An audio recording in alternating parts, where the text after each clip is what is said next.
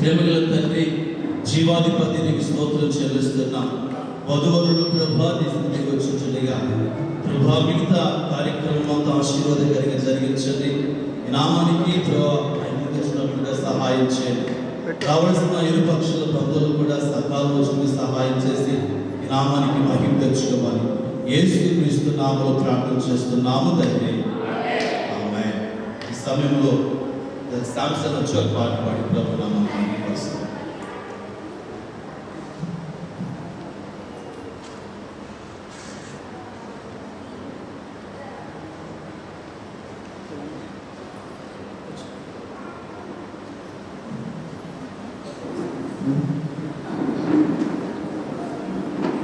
హల్లెలూయా. యేసయ్యా నా హృదయ స్పందన నీవే కదా, విశ్వమంత నీ నామము గణనీయము, విశ్వమంత నీ నామము గణనీయము. యేసయ్యా నా హృదయ స్పందన నీవే కదా.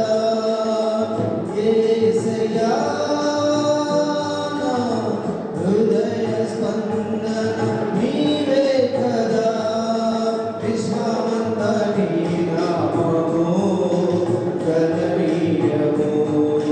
విశ్వమంత నీ నామము గణనీయము.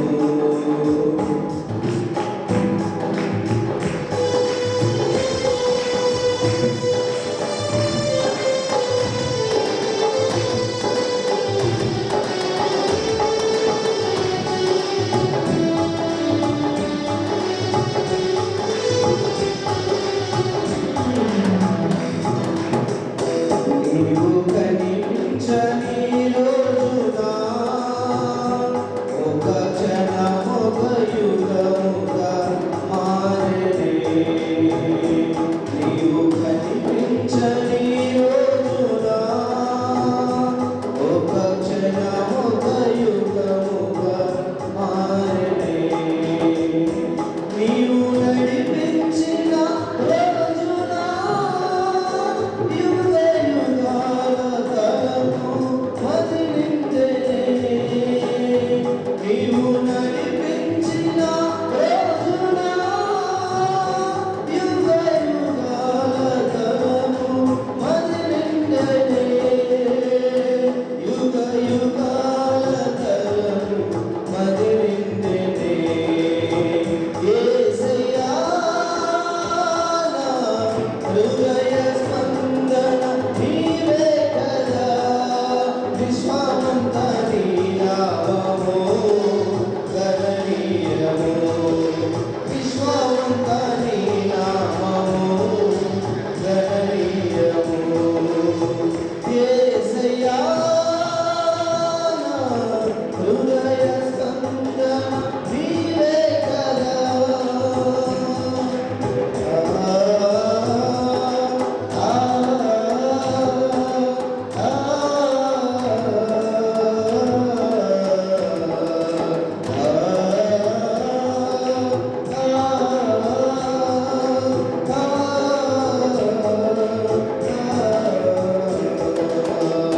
నీవు వరుడిగా విచ్చేయు వేళ నా తలపుల కంట పండునే. నీవు వరుడిగా విచ్చేయు వేళ నా తలపుల కంట పండునే. వధువునై నేను నిన్ను చేరగా యుగ యుగాలు కన్నీరు పొందుమనే. వధువునై నేను నిన్ను చేరగా యుగ యుగాలు కన్నీరు పొందుమనే. యుగ యుగాలు కన్నీరు పొందుమనే. యేసయ్యా నా హృదయ స్పందన నీవే కదా. విశ్వమంత నీ నామము గణనీయము. విశ్వమంత నీ నామము గణనీయము. ఆమేన్. హల్లెలూయా. మరి ఈ సమయంలో ఇప్పటికే వివాహ కార్యక్రమం చాలా ఆలస్యమైంది కనుక ఈ వివాహ కార్యక్రమం త్వరగా మనం కార్యక్రమంలోకి ముందుగా మనం వెళ్ళిపోదాం. నేను ఈ కార్యక్రమాన్ని త్వరలోనే ముగించడానికి నేను ప్రయత్నం చేస్తాను. మీరందరూ చక్కగా సహకరించాలని మరి వచ్చిన సంఘులకు వధువు తరపున వచ్చిన బంధువులకు స్నేహితులకు అలానే వధువు తరపున వచ్చిన బంధువులకు స్నేహితులకు మనవి చేస్తున్నాను. ఈ సమయంలో ఈ వివాహ కార్యక్రమంలో జతపరచబడడానికి వచ్చిన మరి బ్రదర్ జఫన్యా, అదేవిధంగా సిస్టర్ హన్నాకు ప్రభు యేసుక్రీస్తునామములో వారికి హృదయపూర్వక ఆహ్వానాన్ని తెలియజేస్తూ ఈ వివాహంలో వారిని జతపరచడానికి ఈ దినాన్ని నిర్ణయించిన దేవునికి మహిమ కలుగునుగా. హల్లెలూయా. ఈ కార్యక్రమానికి కూడా వచ్చిన మీ అందరికీ కూడా నా యొక్క హృదయపూర్వక వందనాలు చెల్లిస్తున్నాను.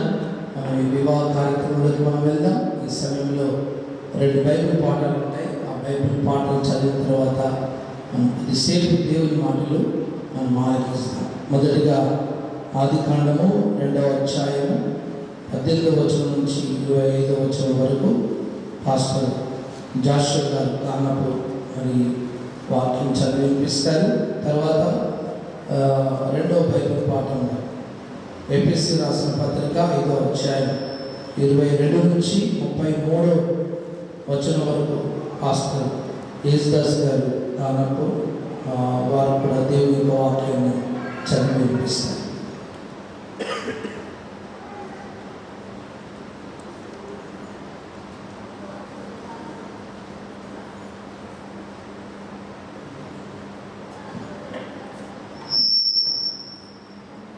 ఆదికాండము 2వ అధ్యాయం 18వ వచనం నుంచి 25 వరకు చదువుకుంటాం.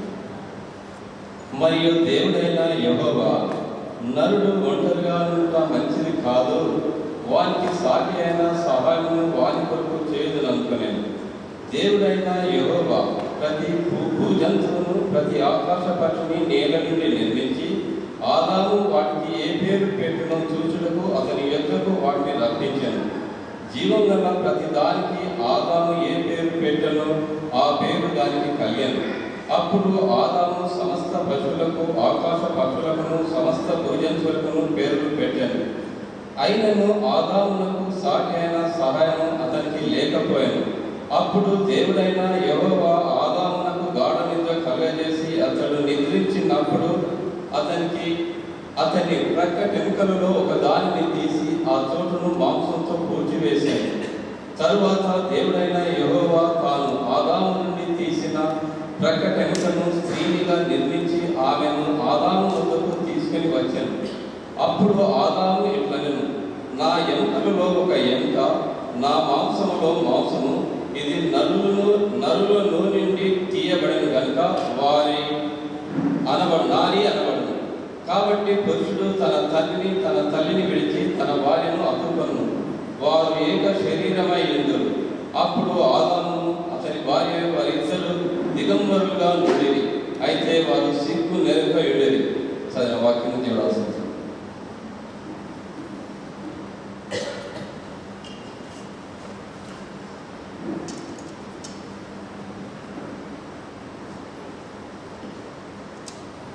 దేవునికి మహిమ కలుగును గాక. 2వ బైబిల్ పాఠంగా ఎఫెసీయులకు రాసిన పత్రిక 5వ అధ్యాయము 22వ వచనం నుండి 33వ వచనం వరకు చదువుతున్నాం.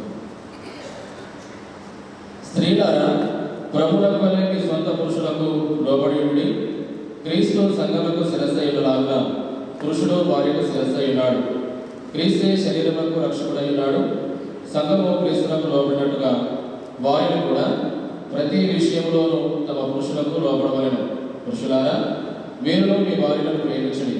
అటువలే క్రీస్తు కూడా సంఘమును ప్రేమించి అది కలంకమైనను మృతైనను అట్టిది మరి ఏదైనా లేక పరిశుద్ధమైనదిగాను నిర్దోషమైనదిగాను మహిమగల సంఘముగాను ఆయన తన ఎదుట దాన్ని నిలువబెట్టుకొనవలనని వాక్యంతో ఉదక స్నానం చేత దాన్ని పవిత్రపరిచి పరిశుద్ధపరచుటకై దాని వరకు తను తాను అప్పగించుకొనెను. అటువలనే పురుషులు కూడా తమ సొంత శరీరములను వలె తమ భార్యను ప్రేమింపబద్ధులై ఉన్నారు.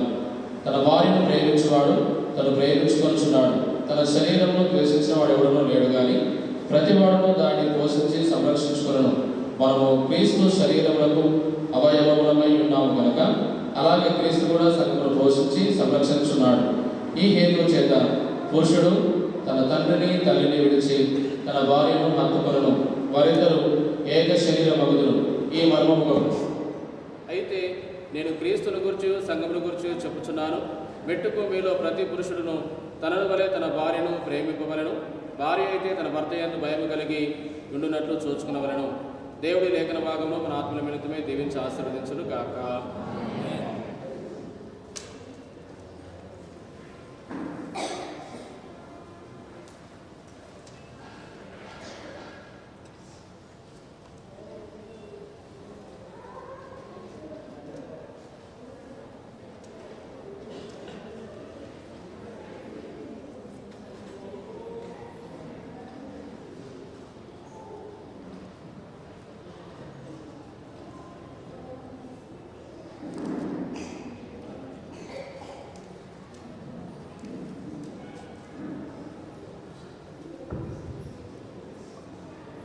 దేవుని పరిశుద్ధ నామానికి మహిమ కలుగునుగాక. ఒకసారి స్వరమెత్తి గట్టిగా చెబుదామా?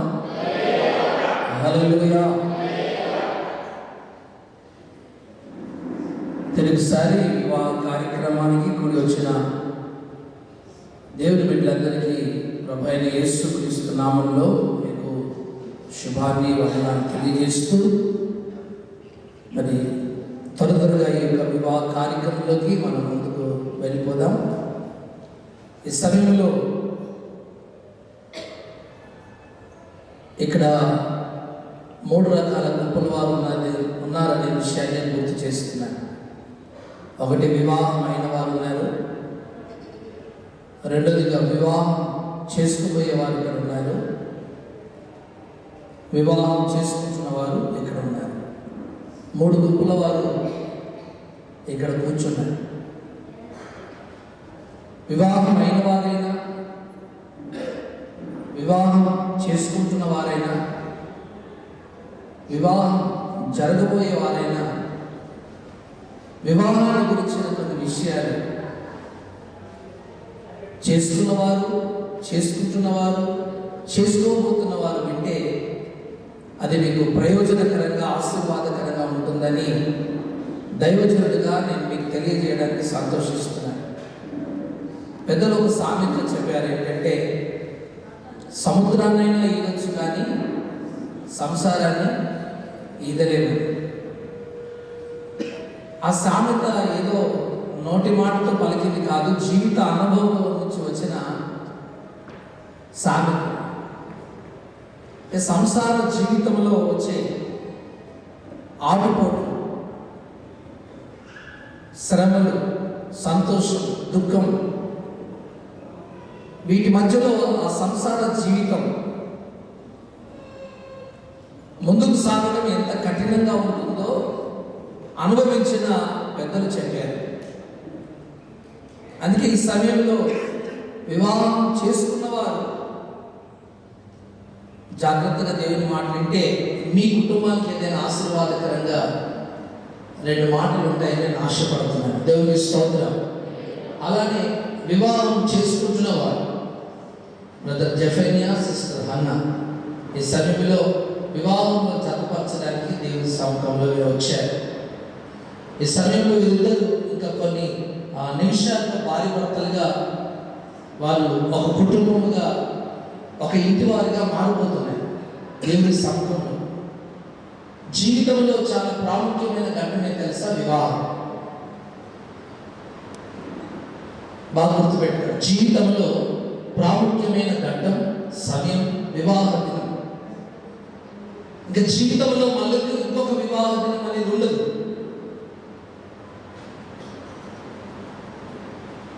ఒకరి జీవితంలోకి ఒకరు ప్రవేశించే దినమే. జెఫన్యా యొక్క జీవితంలోకి ఈరోజు హన్నా ప్రవేశిస్తుంది. హన్నా యొక్క జీవితంలోకి ఈరోజు జెఫన్యా ప్రవేశిస్తుంది.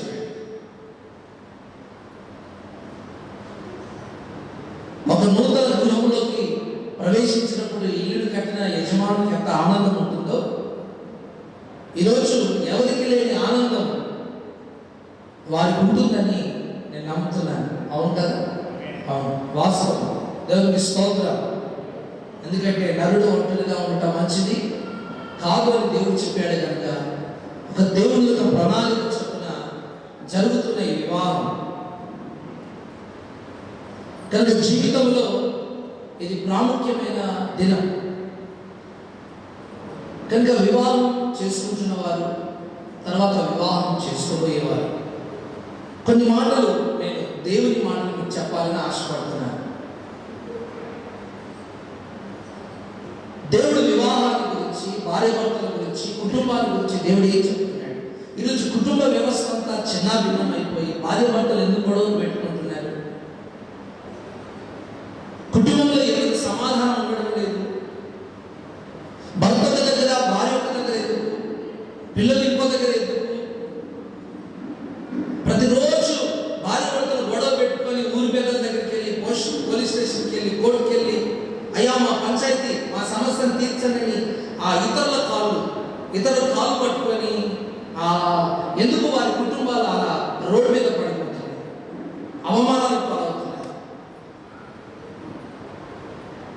అసలు కుటుంబ వ్యవస్థ గురించి దేవుని యొక్క నిర్ణయం, దేవుని యొక్క ఆలోచన. దేవుడు పురుషుడిని, స్త్రీని, ఈ రెండు జాతుల్నే ఈ భూమి మీద పుట్టించాడు. ఇంకేదైనా జాతి ఉందా? లేదు. ఉంటే ఉండాలి. ఏదంటే అటు పురుషుడు కాదు, ఇటు స్త్రీ కాదు. ఏమంటారు? నపుంసకుల జాతి ఉంటారు. దేవుడు పురుషుడిని, స్త్రీని దేవుడు నిర్మించిన ఉద్దేశం ఏంటి? ఆయన ప్రణాళిక ఏంటి? ఆయన ఆలోచన ఏంటి? దేవుని వాక్యంలో స్పష్టంగా చెప్తుంది, మానవుని రూపము దైవావతారం, అంటే దేవుని రూపం. దేవునికి స్తోత్రం. మానవునికి ఉన్న రూపము ఈ సృష్టిలో ఎవరికి ఉండదు. ఏ జంతువుకు ఉండదు, ఏ పశువుకు ఉండదు, ఏ పక్షుకు ఉండదు. అవి ఎంత భయంకరమైన క్రూరమైన జంతువులైనా, సింహాలైనా, పురులైనా, ఏరులైనా, దేనికైనా మానవుని రూపం ఉండదు. మానవుని రూపం కేవలం మానవునికే దేవుడు ఇచ్చాడు. అది దేవుని రూపం కాదు. మనం ఎవరో తెలుసా? దేవుని రూపంలో ఉన్న మనుషులు. దేవుని రూపంలో సృష్టించబడిన మన పట్ల దేవుడు ఒక ప్రణాళికబద్ధంగా కుటుంబ వ్యవస్థను దేవుడు ఏర్పాటు చేశాడు. ఈ జగత్తును చేసిన దేవుడు మొదట మానవుని చేసి, పురుషుని చేసి, ఆయనకు తోడుగా ఉండడానికి, భారీగా ఉండడానికి స్త్రీని చేశాడు. స్త్రీని చేసిన విధానం ఏంటంటే, ఎలా చేశాడంటే, పురుషుడినేమో మట్టితో నుంచి చేస్తే ఒక బొమ్మగా చేసి, ఆ బొమ్మలో దేవుడు జీవాన్ని పెడితే పురుషుడు నిలబడ్డాడు. అతని పేరు ఆదాము. స్త్రీని చేసినప్పుడు ఏం చేశాడంటే, కాస్త టైం అయింది. 1 సంవత్సరము, 2 సంవత్సరాలు, 3 సంవత్సరాలు దాటిన తర్వాత పురుషుల్లో ప్రకటెంకను తీసి ఆ ప్రకటెంకల నుంచి స్త్రీని చేశాడు, అంటే భార్యను చేశాడు. అంటే భార్య ఎక్కడి నుంచి వచ్చింది? ప్రకటెంకలో నుంచి వచ్చింది. పురుషుడు ఎక్కడి నుంచి వచ్చాడు? మట్టిలో నుంచి వచ్చాడు. అది వ్యత్యాసం.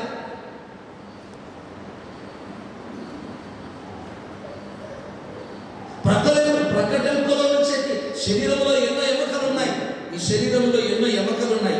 ఏదో ఒక ఎముకతో దేవుడు చేయకుండా ప్రకటెంకలో నుంచే తీయడానికి కారణం ఉంది. ఎందుకంటే ఆమె ఒక ప్రక్కగా, ఒక తోడుగా, ఒక నీడగా పురుషునికి ఉండాలి, తన భర్తకు ఉండాలి అనే ఆలోచన ద్వారా దేవుడు మరి స్త్రీని చేశాడు, భార్యను చేసినట్టుగా లేఖనాలు చెప్తున్నాయి.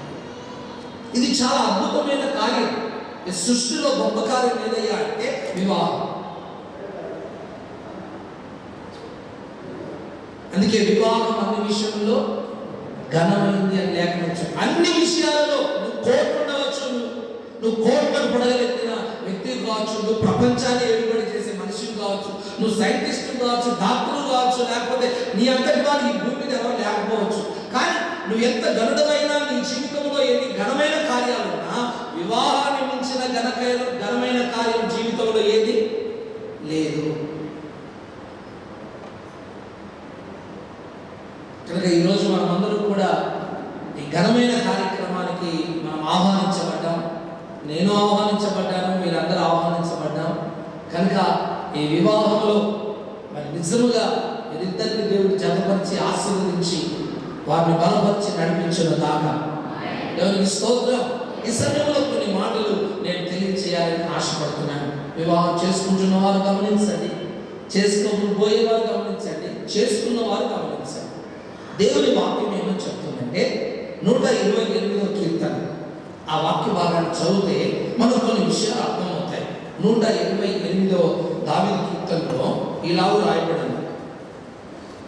ఆ వాక్యాన్ని దయచేసి చదువుతున్న గమనించండి. యెహోవా యందు భయభక్తులు కలిగి యెహోవా యందు భయభక్తులు కలిగి ఆయన త్రోవ యందు నడుచు వారందరూ ధన్యులు. ఆ, నిశ్చయముగా నీవు నీ చేతుల కష్టార్జితం అనుభవించదు. ఆ, నీవు ధన్యుడివు. నీకు మేలు కలుగును. ఆ. నీ లోగట నీ భార్య ఆ. ఫలించు ద్రాక్ష వలె వలె నుండును. ఆ. నీ భోజనపు బల్ల చుట్టూ నీ పిల్లలు ఒలివ మొక్కల వలె నుండును. చాలు. ఇక్కడ 2వ వచనం చూడండి, 3వ వచనం గమనించండి. నీ లోగట నీ నీ లోగిట నీ భార్య ఫలించు ద్రాక్ష వలె ఫలించు ద్రాక్షవల్లి వలె ఉండును. చాలు. పైన భర్త గురించి రాసుకున్నాడు. చెప్పండి, వినాలి, మనం వినాలి. పైన భర్త గురించి రాస్తాడు. మొదటి 2 వచనాల్లో భర్త గురించి రాస్తాడు. కింద 2 వచనంలో, కింద 3వ వచనంలో భార్య గురించి, పిల్లల గురించి రాస్తాడు. కుటుంబం అంటే ఎలా ఉంటుంది, భార్య అంటే ఎలా ఉంటుంది, భర్త అంటే ఎలా ఉంటాడు, పిల్లలు ఎలా ఉంటారు. ఒకసారి భర్తగా నువ్వు ఇంట్లో ఎలా ఉన్నావో, భార్యగా ఎలా ఉన్నావో, మరి పిల్లలుగా ఉన్నవారు పిల్లలుగా ఎలా ఉన్నారో, వివాహం అయిన వారు కుటుంబ జీవితంలో సాగిపోతున్న వారు గమనించాలి. వివాహం చేసుకోబోయే వారు గమనించాలి, చేసుకుంటున్న వారు గమనించాలి. ఇక రాయబడిన మాట ఏంటంటే, భర్త ఎలా ఉంటాడంటే, భర్తనట పురుషుడట భర్తనట ఎలా ఉంటాడంటే, యెహోవా యందు భయభక్తులు కలిగి ఆయన త్రోవల యందు నడుచు వారందరూ ధన్యులు. నిశ్చయముగా నీవు నీ చేతుల కష్టార్జితమును అనుభవించుటకు నీవు ధన్యుడవు, నీకు మేలు కలుగును. ఆమేన్. దేవునికి స్తోత్రం. అంటే భర్త ఎలా ఉండాలి? దేవుని యందు భయభక్తులు కలిగిన వాడై ఉండాలి. దేవుని యందు భయభక్తులు కలిగిన భర్తను దేవుడు అంటున్నాడు, నిశ్చయముగా నీ చేతుల కష్టార్జితాన్ని నువ్వు అనుభవిస్తావు.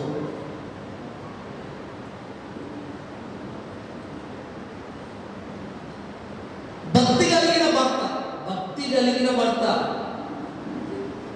రోజు తాగి సినిమా చూసి ప్యాకాటొచ్చి సాయంకాలానికి భార్యను కొట్టే భర్త కాదు, తిట్టే భర్త కాదు.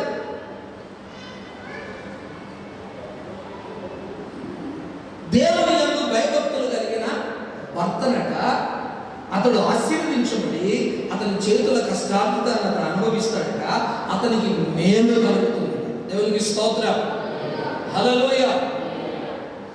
సరే, కిందికి వస్తే ఏమో రాస్తుంది, నీ లోగిట నీ భార్య ఎలా ఉంటుందట? ఫలించు ద్రాక్షవల్లి వలె ఉంటుందట. ఆమేన్. అమ్మా అన్న, ఇప్పుడు నువ్వు దేంతో పోల్చబడ్డావంటే, ఒక ద్రాక్షవల్లితో, ఒక ద్రాక్ష చెట్టుతో పోల్చబడ్డా.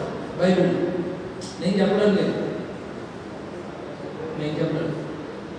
భార్య దేంతో పోల్చబడిందంటే, ఒక ద్రాక్ష చెట్టుతో, ద్రాక్షవల్లితో పోల్చబడింది. మరి ఇక్కడ భర్త దేంతో పోల్చబడ్డాడో ఇక్కడ రాయబడలేదు, కానీ ఈ భార్యాభర్తలకు జన్మించిన పిల్లల గురించి రాయబడింది. పిల్లలు ఎలా ఉంటారు అక్కడ కింద రాస్తారు చూడండి. పిల్లల గురించి, ఈ భోజనపు బల్ల చుట్టూ ఈ పిల్లలు ఒలివ మొక్కల వలె నుండును. పిల్లలు ఎలా ఉంటారట? ఒలివ మొక్కల వలె. కాస్త మాట్లాడండి, ఎలా ఉంటారట? పుట్టిన పిల్లలు ఎలా ఉంటారట? ఒలివ మొక్కలు. భార్యనేమో ద్రాక్షవల్లి వలె ఉంది. ఓకేనా? రైట్. పిల్లలు ఎలా ఉన్నారట? ఒలివ మొక్కల వలె ఉన్నారట. మరి ఈ సమయంలో మరి భర్త ఏ చెట్టుతో పోల్చబడ్డాడు అక్కడ?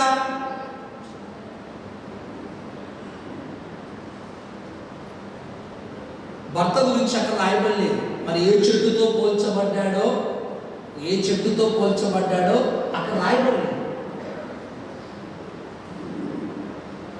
ఆమె మరి ఇప్పుడు ద్రాక్ష చెట్టుకి ఈ చెట్టుకి మళ్ళీ ఇంకొక చెట్టే కావాలి. ఆమె అవునా కాదా? దేవునికి స్తోత్రం. మరి భర్త ఏ చెట్టుతో పోల్చబడ్డాడో ఇంకొక చోట రాయబడింది. 92వ కీర్తన 12వ వచనం చూడండి. 92వ కీర్తన 12వ వచనం.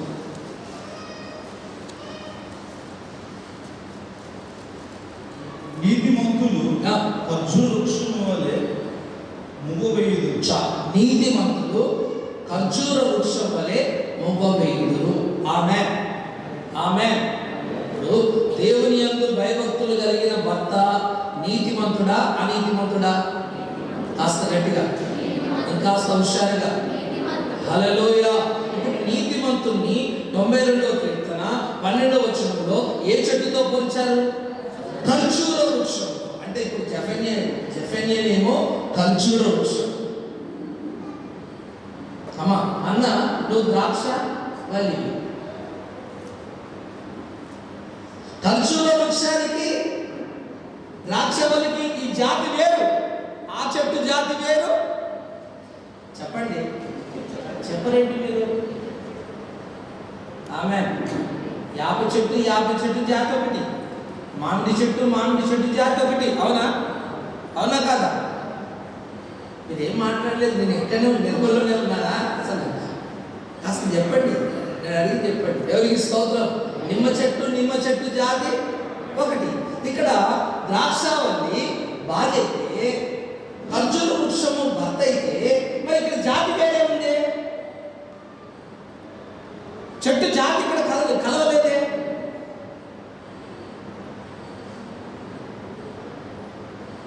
దాని ఆత్మీయ మర్మం ఏంటంటే, దేవునికి జాతులతో, కులాలతో, మతాలతో, వారితో, రంగుతో, చదువుతో ఆయనకి ఏం సంబంధము లేదు. దేవుని దృష్టికి అందరూ ఒకటి.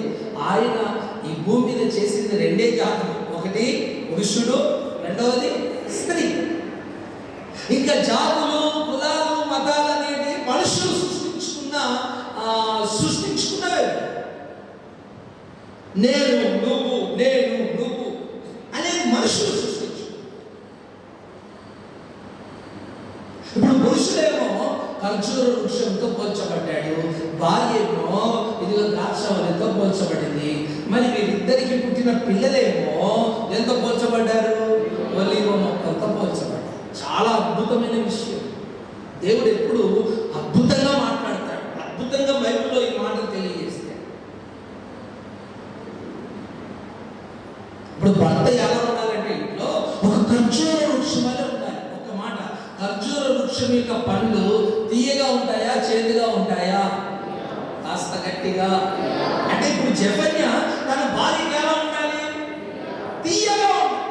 మాటలు తీయగా ఉండాలి, క్రియలు తీయగా ఉండాలి, అన్ని తీయగా ఉండాలి. పెళ్ళైన 4 రోజుల దాకానే తీయగా ఉంటుంది కొంతమంది జీవితంలో. ఒక సంవత్సరం దాకా యమా తిరుగుతారు బండి మీద. సంవత్సరం అయిపోయిందంటే ఇక బండి మీద భారీ కనిపించేది, ఇక ఒంటరిగానే తిరుగుతుంది. ఈరోజు లోకంలో జరుగుతున్న కార్యాలు ఇవే కదా.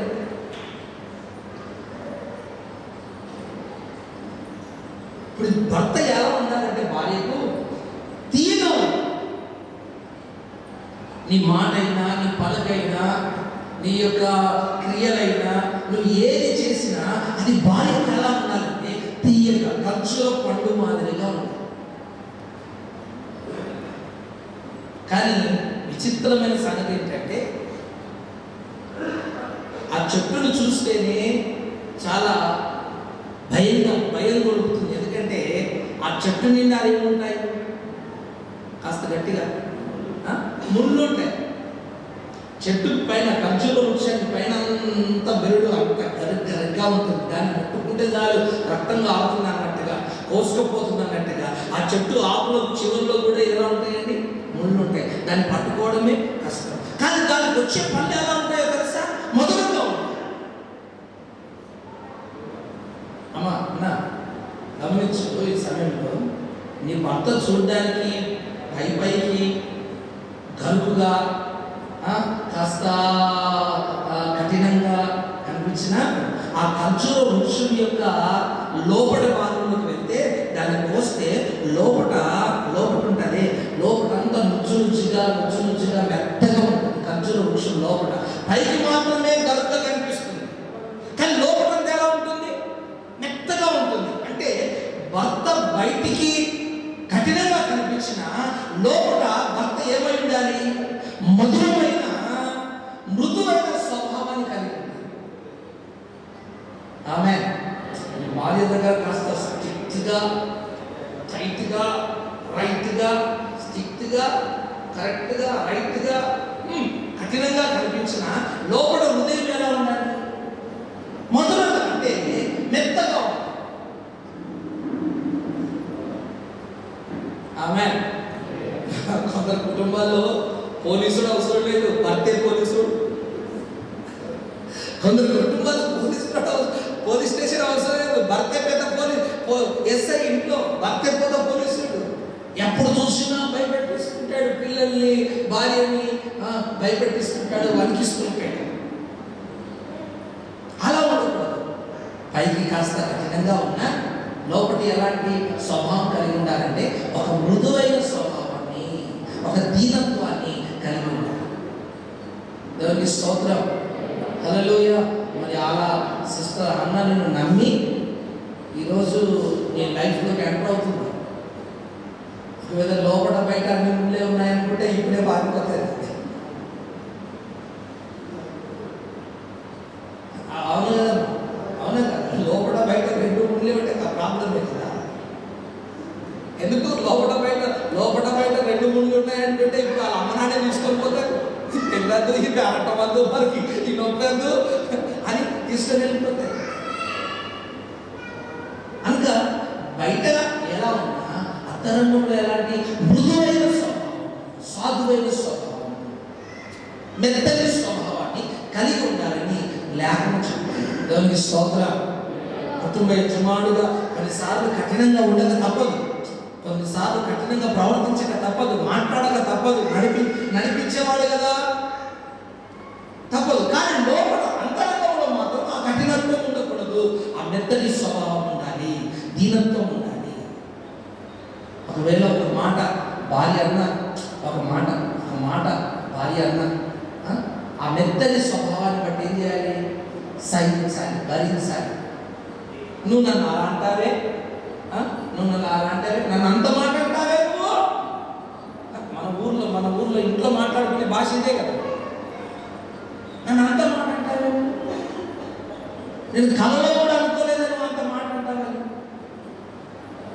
దేవునికి స్తోత్రం. అంత మాట అంటావంటే అనుకోలేదు కాబట్టి ఇక ఒక్క క్షణం కూడా నా ముందు నువ్వు కనిపించొద్దు, వెళ్ళిపో అని బాధ పెట్టడము, కష్టపెట్టడము, ఆయాస పెట్టడం పనులు ఓర్చుకునే స్వభావం. మరి అందుకే చెప్తున్నాను కదా, సముద్రానైనా ఎదొచ్చు కానీ ఆమె అందరూ మునిగిపోతూ లేస్తూ గుట్టలు మిగులుతున్నాయి, మునిగిపోతూ లేస్తూ. ఈరోజు కుటుంబ వ్యవస్థ ఎంత చిన్నాభిన్నం అయిపోయింది అనుకున్నారు. అస్సలు ఇంట్లో ఉన్నవారు ఒకరి పట్టులో ఒకరిలో ఉంటున్నారా? లేదు. భార్య ఒక దిక్కు, భర్త ఒక దిక్కు, పిల్లలు ఒక దిక్కు, అంత చిన్నాభిన్నం అయిపోతుంది రాను. అయితే మన కుటుంబాలు ఆ విధంగా ఉండడం దేవుని చిత్తము కాదు. ఆమేన్. దేవునికి స్తోత్రం. నువ్వు ఒక నీతిమంతులుగా ఉండాలి, మృదుత్వాన్ని కలిగిన వారి వ్యక్తిపై ఉండాలి. తీయగా నీ భార్యకు, నీ పిల్లలకు నువ్వు తీయగా, అందరికీ ఒక మధురాన్ని ఇచ్చే వ్యక్తిగా నువ్వు ఉండడానికి దేవుడు సహాయం చేయను గాక. హల్లెలూయా. మరి భార్య ద్రాక్షవల్లితో పోల్చారు. బైబిల్లో చెప్తుంది ఏంటంటే